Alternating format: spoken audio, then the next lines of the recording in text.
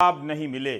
Chief justice के court में आज उनका आखिरी दिन था, लेकिन उनकी कोर्ट की सुनवाई का सीधा प्रसारण इतिहास बना गया। इसके बाद भी कई ऐसे मामले रहे जो इतिहास में दर्ज होने का इंतजार ही करते रहे। चीफ जस्टिस एनवी रमन्ना ने कहा कि इस बात के लिए माफी चाहते हैं कि अपने कार्यकाल में इस बात पर ध्यान नहीं दे सके कि मुकदमों को जल्दी सुनवाई के लिए सूचीबद्ध किया जा सके। उन्होंने कहा कि 16 महीनों में केवल 50 दिन मिले जिसमें वे प्रभावी और पूर्णकालिक तरीके से सुनवाई कर सके। कोविड के कारण कोर्ट पूरी तरह काम नहीं कर पाया। यह तस्वीर आज की है। आखिरी दिन सभी जस्टिस के साथ एक फ्रेम में कैद हो जाने का यह लम्हा निजी स्मृतियों के लिए शानदार है। न्यायपालिका के हिसाब से भी कम महत्वपूर्ण नहीं। हमारी न्यायपालिका की जवाबदेही इसलिए भी गंभीर होती है क्योंकि नागरिक आखिरी उम्मीद की तरह देखता है। न्यायाधीश भी इस बात को लेकर संवेदनशील रहते हैं कि जनता उन्हें किस नजर से देख रही है। इंसाफ का होते हुए दिखना भी इंसाफ का अभिन्न अंग माना जाता है। आखिरी दिन चीफ जस्टिस एनवी रमन्ना ने कई अहम मुकदमों की सुनवाई की तारीख न पड़ने पर माफी क्यों मांगी? क्या इसलिए कि उनके कार्यकाल तक आते आते उन याचिकाओं के नहीं सुने जाने को लेकर सब्र का बांध टूटने लगा? यह सवाल उनके तमाम अच्छे कार्यों के ऊपर भारी पड़ने लगा था।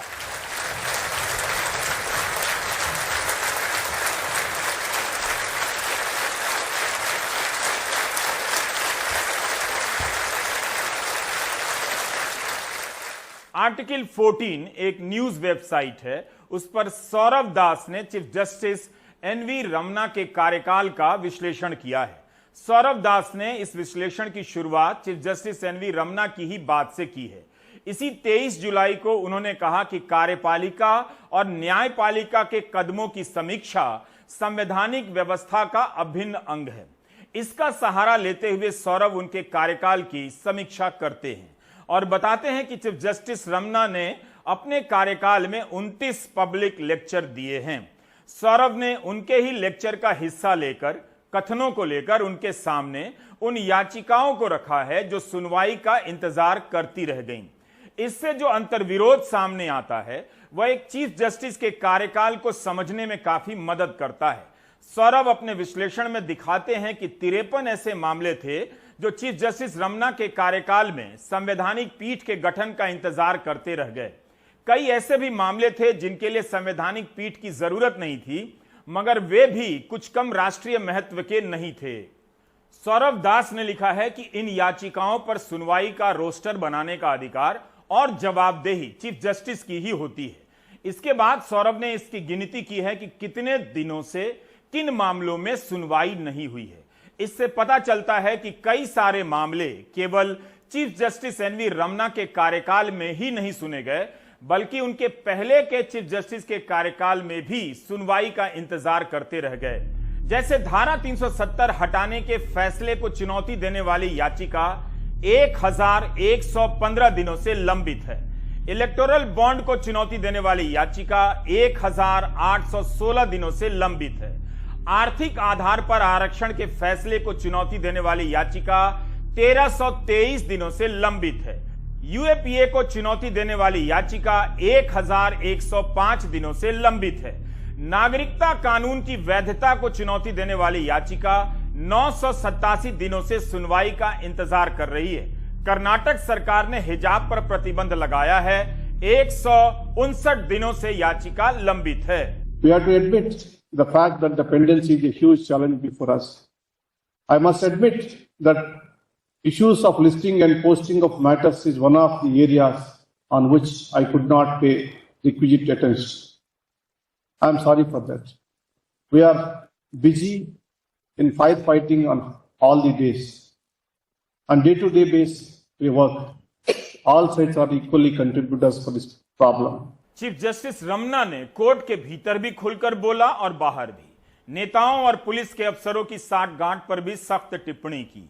लेकिन समीक्षकों की नजर इस बात पर रही कि संवैधानिक पीठ के गठन और जटिल मामलों की सुनवाई में उनके कार्यकाल में क्या प्रगति हुई है। धारा 370 से लेकर आर्थिक आधार पर आरक्षण देने की वैधता को चुनौती देने वाली याचिका उनके कार्यकाल में भी नहीं सुनी गई, संवैधानिक पीठ का गठन ही नहीं हुआ।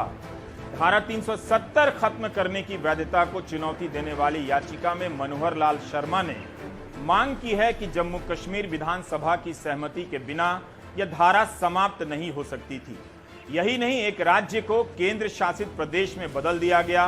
केंद्र की तरफ से राज्यपाल की नियुक्ति कर उनके जरिए इस कानून को मंजूरी दी गई।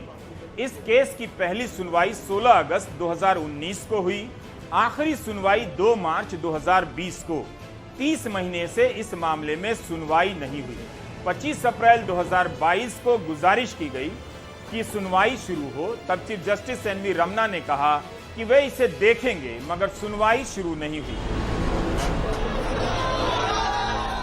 इसी तरह 1816 दिनों से इलेक्टोरल बॉन्ड की याचिका सुनवाई का इंतजार कर रही है।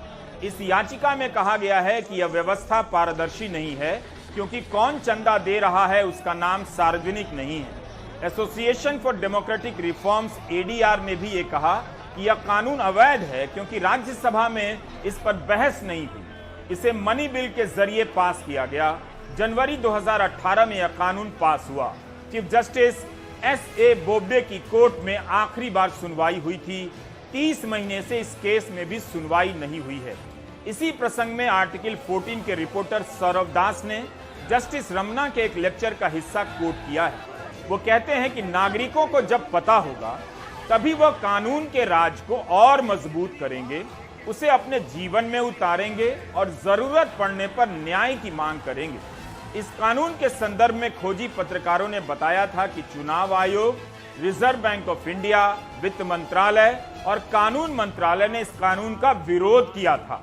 कहा था कि इससे गलत परंपरा बनेगी, इसका दुरुपयोग होगा और मनी लॉन्ड्रिंग को बढ़ावा मिलेगा। यह केस पहली बार चीफ जस्टिस रंजन गोगोई की अदालत में लिस्ट हुआ। दूसरी बार चीफ जस्टिस एस.ए. बोबडे की अदालत में सुना गया। उसके बाद से सुनवाई ही नहीं हुई। इस मामले में भी 25 अप्रैल को प्रशांत भूषण ने चीफ जस्टिस रमना से आग्रह किया कि इस पर सुनवाई हो, तो वही जवाब मिला, हम इसकी सुनवाई करेंगे, मगर सुनवाई नहीं हुई। 4 महीने से सुनवाई नहीं हुई है।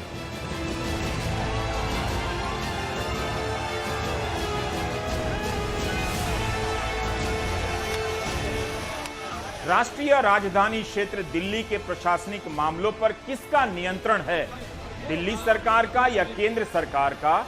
इस याचिका पर संवैधानिक पीठ का गठन होना था।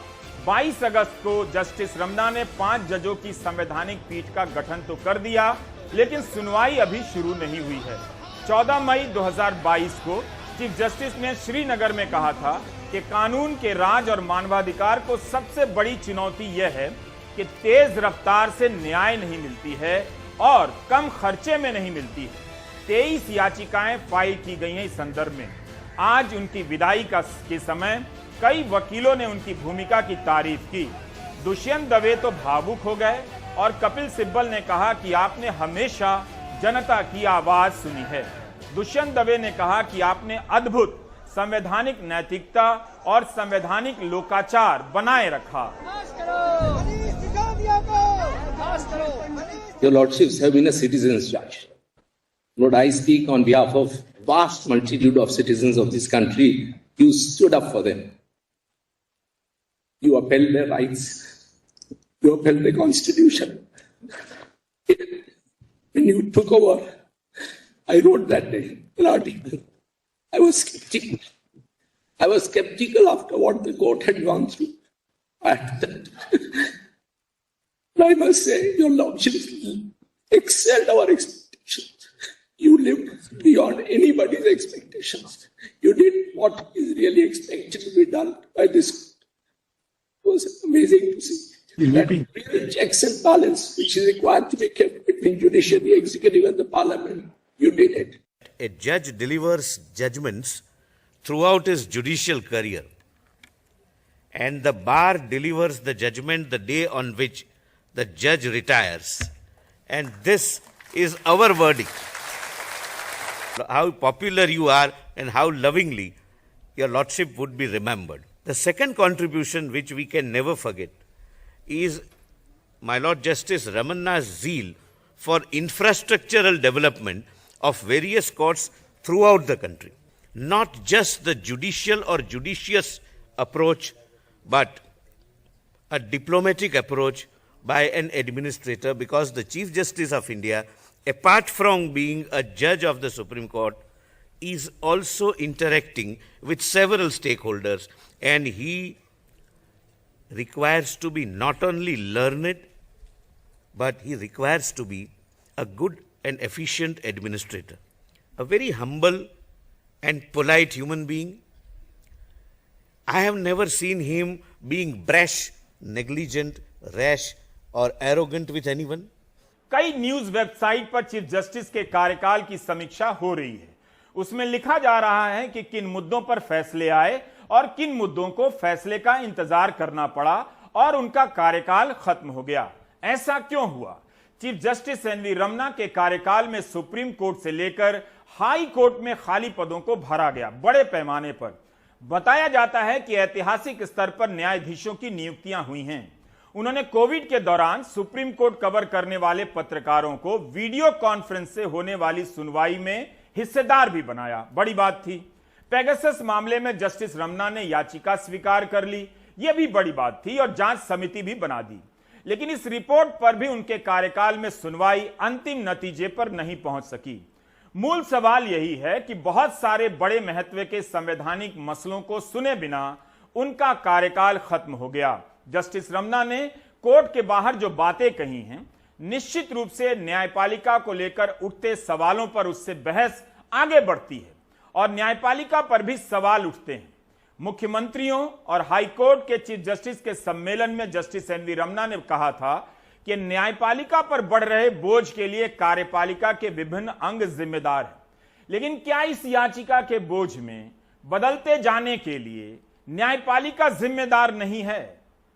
Indian judiciary has grown with time and waves of democracy. It cannot be defined or judged by one single order or judgment. At all times, the majesty of this great institution shall be protected and defended by both the bench and the bar. Unless the credibility of this institution is protected, being the officers of this court, you cannot command respect from the people in the society. The elect and participatory bar can alone strengthen the judiciary. Because of your efforts and cooperation, the country's progressive jurisprudence evolved. Justice U U Lalit 27 अगस्त को नए chief justice के पद की शपथ लेंगे। उनका कार्यकाल बेशक छोटा होगा, मगर कोर्ट प्रशासन की तरफ से नोटिस आ गया है कि 25 संवैधानिक पीठ का गठन किया जा रहा है। यह एक बड़ा बदलाव है। आने वाले दिनों में अहम फैसलों पर सुनवाई होगी, शायद फैसले भी आ जाएं। One area which is listing, and I must assure you that we will strive hard to make listing as simple, as clear and as transparent as possible. A clear-cut regime where any urgent matters can freely be mentioned before the respective courts. We will strive hard to say that yes, we will always have at least one constitution bench functioning all throughout the year.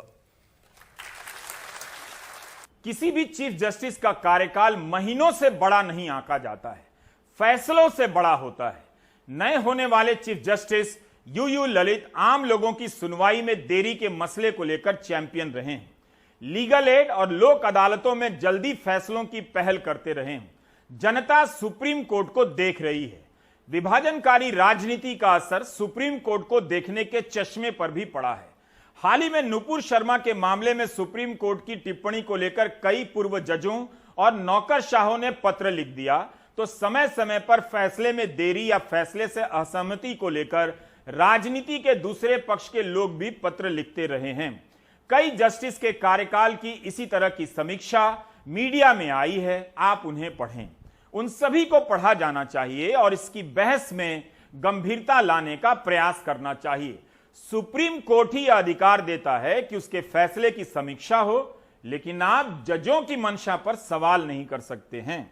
प्रवर्तन निदेशालय के एक अधिकार को लेकर supreme court ने पिछले दिनों फैसला दे दिया कि मनी लॉन्ड्रिंग के मामले में जिनसे पूछताछ होनी है उन्हें वारंट या एफआईआर, जिसे ईडी की जुबान में ECIR कहते हैं, दिखाने की जरूरत नहीं है।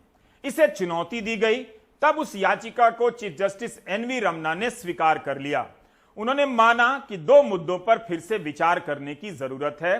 पहला यह कि आरोपी को ECIR की कॉपी ना देना, दूसरा निर्दोष होने के अनुमान को उल्टा करना। केंद्र सरकार को नोटिस जारी कर जवाब मांगा गया है।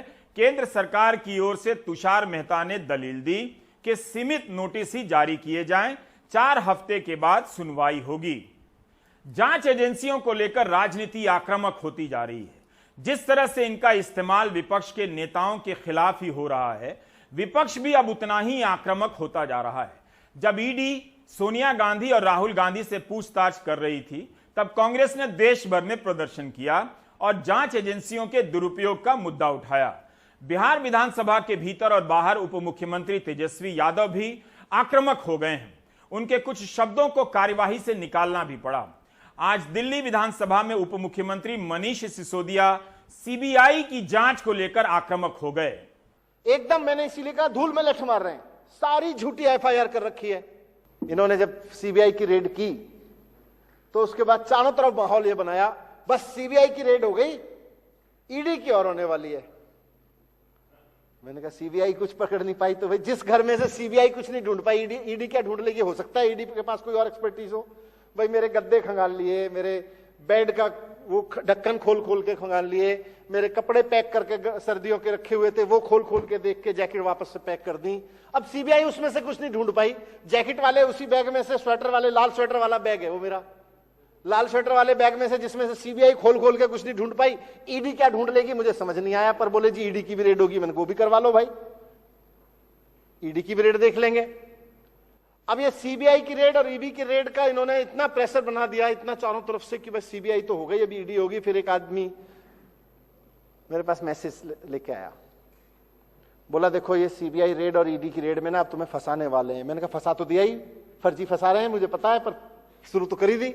बोले नहीं नहीं पूरे जिंदगी सड़ाएंगे। मैंने कहा सड़ा दें, अभी थोड़े दिन पहले ही मैं तो 9 साल पहले एक मुकदमे से निकला हूं, फिर 9 साल झेल लूंगा, मुझे क्या दिक्कत है जब फर्जी है तो। बोले नहीं नहीं जानते नहीं हो तुम इनको, बहुत खतरनाक लोग हैं। बोले इसको इस तरह से मत लड़ो, ये केजरीवाल जी का साथ छोड़ के इधर बीजेपी में शामिल हो जाओ, सारे CBI और ईडी तुरंत बंद हो जाएंगे, सारे केस खत्म हो जाएंगे। मैंने कहा मैं तो पहले ही कह रहा था केस फर्जी है। भ्रष्टाचार के केस ऐसे थोड़ी बंद होते हैं, ये तो फर्जी केस ऐसे बंद होते हैं। मैंने कहा मैं क्यों चला जाऊं भाई, जब मैंने कोई गलती नहीं की, मैंने तो कोई भ्रष्टाचार किया नहीं। आज नहीं तो कल अदालत में थोड़ा समय लग सकता है, लेकिन मुझे इस देश की अदालतों पे भरोसा है, न्याय करेंगी। तुम लोग जितना भी CBI का दुरुपयोग कर लो, ईडी का दुरुपयोग कर लो, फिर पहले भी करते थे फिर कर लो, पर मैं तो कोर्ट से छूट जाऊंगा। इसके लिए मुझे केजरीवाल जी का साथ छोड़ने की क्या जरूरत है? दिल्ली में आम आदमी पार्टी और भारतीय जनता पार्टी के बीच घमासान तेज हो गया है। बीजेपी कहती है अगर आप निर्दोष हैं तो जांच एजेंसी का सामना करने से क्यों घबराते हैं, लेकिन बीजेपी इस बात का जवाब नहीं देती कि केंद्र सरकार ने पेगासस मामले में सुप्रीम कोर्ट की बनाई कमेटी से सहयोग क्यों नहीं किया। क्या बीजेपी के नेता इस पर प्रेस कॉन्फ्रेंस करेंगे और केंद्र सरकार से जवाब मांगेंगे। एक दिलचस्प मामला बंगाल बीजेपी से है। यहां दिलीप घोष ने एक ऐसा बयान दिया है जिससे CBI और ईडी दोनों पर सवाल उठते हैं। मीडिया में बंगाल बीजेपी के नेता दिलीप घोष का एक बयान चर्चित है, जिसमें वे कहते हुए पाए जा रहे हैं कि लगता है कि CBI के कुछ अफसरों और आरोपियों के बीच साठगांठ हो गई है। सभी की अपनी जरूरतें हैं, कुछ चंद हजार रुपए में बिक जाते हैं तो कुछ करोड़ में। जब कोई कार्रवाई नहीं हुई तब केंद्र ने ईडी को लगा दिया। दिलीप घोष ने यह बात एक कार्यक्रम में कह दी। इसके बाद इनका ही बयान है कि पार्टी के शीर्ष नेतृत्व ने उनसे बात की है और चुप रहने के लिए कहा है। बीजेपी के नेता भी वही बात कह रहे हैं जो विपक्ष के नेता कह रहे हैं। दिलीप घोष ने तो CBI पर विपक्ष से भी ज्यादा गंभीर आरोप लगा दिया कि कुछ चंद हजार में बिक जाते हैं, कुछ करोड़ में। उनका यह बयान कई जगहों पर छपा भी है। हाल ही में बीजेपी नेता शुभेंदु अधिकारी ने गृहमंत्री अमित शाह को एक सूची सौंपी है, ऐसा छपा है। इस सूची में तृणमूल के कथित रूप से भ्रष्ट नेताओं के नाम हैं, कई नेताओं के नाम। क्या जांच एजेंसियों पर इतना भरोसा हो गया है कि अब बीजेपी के नेता सूची बनाकर गृहमंत्री को देने लगे हैं, जांच एजेंसी का काम करने लगे हैं? अगर ऐसी ही सूची तृणमूल कांग्रेस के नेता बीजेपी के नेताओं और समर्थकों की सौंप दें तो क्या ईडी या सीबीआई कार्रवाई करेगी? क्या गृहमंत्री अमित शाह उनसे मिलने का समय देंगे? जितने लोग भी जांच एजेंसी में हैं, आज मजबूरन उनसे ऐसा काम कराया जा रहा है क्योंकि दबाव इन अधिकारियों पे इतना ज्यादा है कि न्यायपूर्वक जांच नहीं हो पाती है। जांच केवल विपक्ष की होती है। हमको जांच से कोई डर नहीं है, लेकिन जो सच्चाई है हम याद दिलाना चाहेंगे उन जांच एजेंसियों को कि विजय माल्या कहाँ है भैया, कहाँ है नीरव मोदी, कहाँ है मेहुल चौकसी? आज उसको कोई नहीं ढूंढ रहा। ढूंढा किसको जाता है? तो कांग्रेस के लोगों को, आरजेडी के लोगों को, टीएमसी के लोगों को, चाहे ठाकरे जी के लोग हों, चाहे जो भी समाजवादी पार्टी के लोग हों, इन लोगों का देखो भैया दो तरीका है। जो भाजपा की जो सोच है, जो भाजपा की यही सोच है, इस रूप में काम करती है। जो बिकेगा उसको खरीदो, ये पहली सोच। दूसरा सोच कि जो डरेगा उसको डराओ। यह मामला केवल भ्रष्टाचार को दूर करने का नहीं है। दरअसल भ्रष्टाचार को नैतिक ढाल बनाकर विपक्ष को आर्थिक रूप से कमजोर किया जा रहा है। अगर ऐसा नहीं होता तो खुद सरकार ऐसा कानून लाती ही नहीं जिससे नागरिकों को पता ही न चले कि हजारों करोड़ रुपए के इलेक्टोरल बॉन्ड खरीदने वाला कौन है। इसी 1 अगस्त की रिपोर्ट है कि अभी तक करीब 10,000 करोड़ रुपए के इलेक्टोरल बॉन्ड खरीदे जा चुके हैं। 10,000 करोड़ रुपए के। आरटीआई से इसकी जानकारी बाहर क्यों आती है? वह भी केवल राशि की आती है, करोड़ों का बॉन्ड खरीदने वाले का नाम कभी सामने नहीं आता। क्या आप जानना ही नहीं चाहते कि कौन है जो छिपकर हजारों करोड़ रुपए का चंदा किसी एक राजनीतिक पार्टी को दे रहा है? क्या यह भ्रष्टाचार नहीं है? पिछले दिनों निकाय चुनावों के समय मध्य प्रदेश भाजपा के एक विधायक नारायण त्रिपाठी ने भी कह दिया कि यह चुनाव नहीं हो रहा है, अधिकारी करा रहे हैं। अगर ऐसा है तब तो चुनाव ही बंद करा देना चाहिए। मैं तो कई बार बोल भी चुका कि अब चुनाव नहीं कराना चाहिए। जिस तरह सदन में हाँ की जीत हुई ना की हार हुई, उसी तरह से यहाँ भी सिस्टम लागू कर देना चाहिए कि प्रक्रिया कर दें, औपचारिकताएं पूरी कर दें और सर्टिफिकेट एक दल विशेष को दे दिया जाए। यहाँ जब पूरी पोलिंग में घूम रहा हूँ, जिस तरह निर्वाचन आयोग, मुझे लगता है कोई निर्वाचन की प्रक्रिया वाला कोई है ही नहीं है। जो भी अधिकारी हैं, जो कर्मचारी हैं, पटवारी से लेके उच्च स्तर तक सिर्फ एक दल विशेष का प्रचार प्रसार करते देखे गए हैं। यहाँ अधिकारी खुलेआम जिम्मेदार अधिकारी, सक्षम अधिकारी भाजपा को वोट दिलाते दिख रहे हैं। मैं भाजपा का विरोध नहीं, मैं भाजपा का एमएलए हूँ, पर यदि इस तरह घटना होती तो मुझे तकलीफ होती है। अब इन बातों को आप सिर्फ इस बात से खारिज नहीं कर सकते कि नारायण त्रिपाठी नाराज हैं या वे अतीत में कई दलों में रह चुके हैं।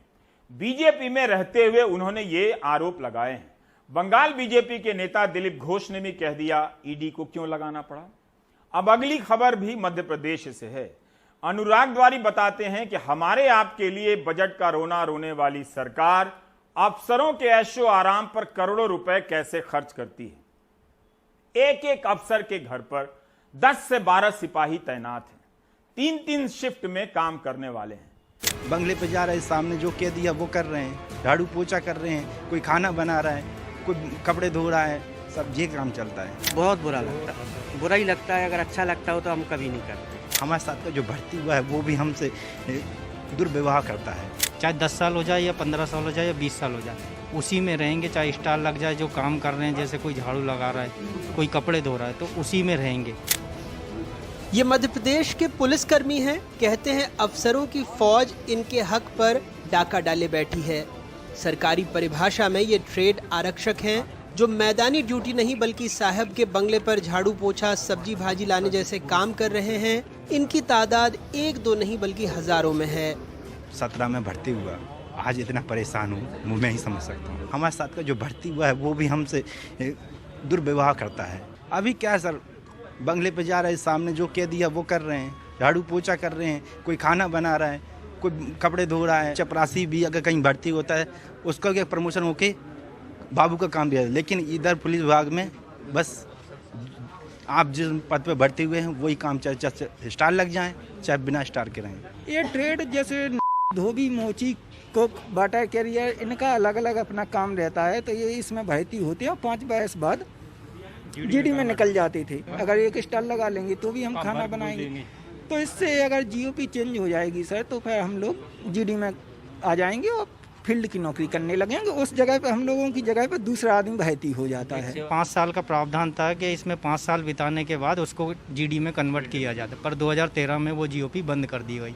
अब हम बार बार मतलब ये प्रक्रिया चालू करवाने के लिए माननीय गृह मंत्री जी के यहाँ मतलब निवेदन कर रहे हैं। खाना बनाना, झाड़ू पोछा करना, तो वही समस्या 10-10 साल 15-15 साल की नौकरी हो जाती है, पर हमारा कोई परिवर्तन। एक नगर निगम से चपरासी भी उसके 5 साल 10 साल बाद उसको चेंज कर दिया, पर पुलिस विभाग में ये प्रावधान बंद कर दिया जाए। हम लोग जैसा काम कर रहे हैं 17 साल से वही काम कर रहे हैं ना, मोहल्ले में गली में सब हीन भावना वही लगी है, कोई चेंजेस नहीं है। जो काम पहले कर रहे थे 2006 में वही आज हम 2022 में भी कर रहे हैं। 4000 से ज्यादा ये ट्रेड आरक्षक प्रदेश के गृह मंत्री, DGP, ADG, IG, DIG, SP, SSP, CSP से लेकर आरआई तक के बंगलों पर झाड़ू पोछा, बर्तन, कपड़े, माली जैसे दूसरे काम कर रहे हैं। पहले 5 साल की नौकरी के बाद इन्हें जनरल ड्यूटी में भेजा जाता था, लेकिन 2013 में इसे बंद कर दिया गया। ट्रेड आरक्षक प्रमोशन से सब इंस्पेक्टर तक बन गए, लेकिन 70,000 रुपए की तनख्वाह लेकर झाड़ू पोछा ही करते रह गए। अब समझिए अफसरों का आराम सरकारी तिजोरी पर कैसे भारी है। मध्य प्रदेश में पुलिसकर्मियों को 13 महीने का वेतन मिलता है। अब अगर इन 4076 कर्मचारियों का औसत वेतन 45,000 रुपए मान लें तो 1 महीने का खर्च बैठता है 18 करोड़ 34 लाख 20 हजार, यानी 13 महीने का 238 करोड़ 44 लाख 60 हजार रुपए। अब जरा सोचिए, ये काम कलेक्टर रेट पर 9 से 10,000 रुपए प्रति महीने का है, यानी बगैर वर्दी महीने का खर्च 3 करोड़ 60 लाख रुपए और साल भर का लगभग 43 करोड़, यानी 200 करोड़ रुपए का अंतर। वैसे हर मामले में जवाब देने वाले गृह मंत्री इस सवाल का जवाब देने से बचते दिखे, तो वहीं विपक्ष की मांग है कि सरकार इनका शोषण बंद करे। कई ऐसे अधिकारी हैं जो रिटायरमेंट जिनको 10-10 वर्ष हो चुके, लेकिन आज भी 5-5, 7-7 पुलिस के अधिकारी सुरक्षा में लगे हैं, सिपाही, और इसके साथ ही साथ अर्दली भी लगे हुए हैं। हमारी मुख्यमंत्री शिवराज सिंह जी से मांग है कि इस बात की समीक्षा करें और इस प्रकार के अनैतिक जो कार्रवाई गरीब और शोषित कर्मचारियों के साथ हो रही है उनका शोषण बंद कराएं। मध्य प्रदेश में 1 लाख की आबादी पर लगभग 700 पुलिस वाले हैं। 20,000 से ज्यादा पुलिसकर्मियों की कमी है। गृह मंत्री ने मार्च में ही पुलिस महकमे को इस बारे में खत लिखा था, लेकिन अब तक जवाब नहीं आया है।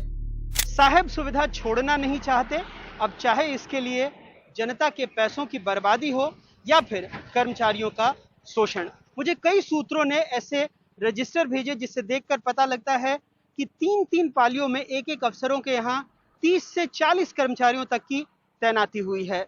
जिस शहर में लोगों की सुरक्षा के लिए पुलिस वाले न मिले, वहां पर अफसर के घर तरकारी लाने के लिए अगर वर्दीधारी तैनात हों तो इसे और कुछ भी कह लीजिए, लोकतंत्र नहीं। भोपाल से कैमरा पर्सन रिजवान खान के साथ अनुराग द्वारी, एनडीटीवी इंडिया।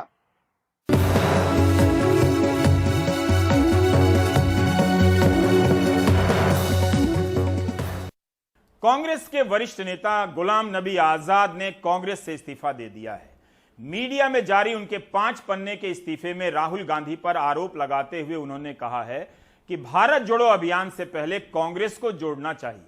हालांकि कांग्रेस ने पलटवार किया है कि जब बीजेपी के खिलाफ कांग्रेस लड़ रही है, उस वक्त गुलाम नबी आजाद पार्टी छोड़ रहे हैं।